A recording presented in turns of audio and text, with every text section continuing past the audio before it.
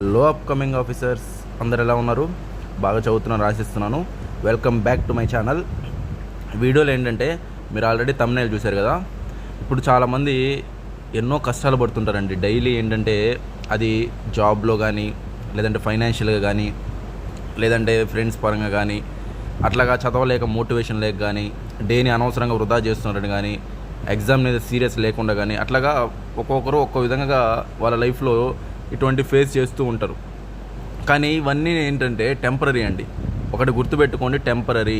ఈరోజు ఉండొచ్చు, ఇప్పుడు మీకు జాబ్ లేక మనీతో ఇబ్బంది పడి ఉండొచ్చు, తర్వాత నెల మారిపోవచ్చు, లేదంటే ఆ తర్వాత నెల మారిపోవచ్చు. అంతేగాని లైఫ్ లాంగ్ ఇవన్నీ ఉండవు.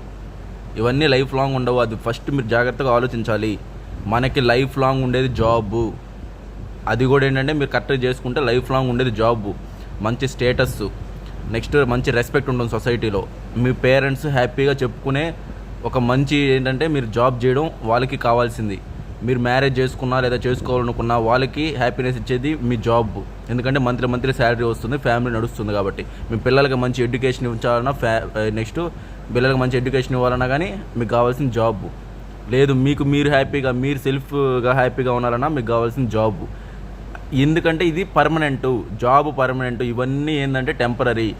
మీరు ఇప్పుడు ప్రతిరోజు ఇంపార్టెంట్. ఒక్కొక్క రోజు వేస్ట్ చేస్తున్నారంటే మీరు దాని యొక్క ఇంపాక్ట్ అనేది ఎగ్జామ్ అయిపోయాక ఒక్కొక్క రోజు ఎట్లా పడుతుందో మీరు ఆలోచించండి. మళ్ళీ ఎగ్జామ్స్ ఎప్పుడు ఉంటాయి తెలియవు, కరెక్ట్గా పెడతారో లేదు తెలియదు. అటువంటిది మనం ఈ ఛాన్స్ని వదులుకోకండి. ఎవరు ఎటు పరిస్థితుల్లో ఈ ఛాన్స్ని ఎవరు వదులుకోకండి.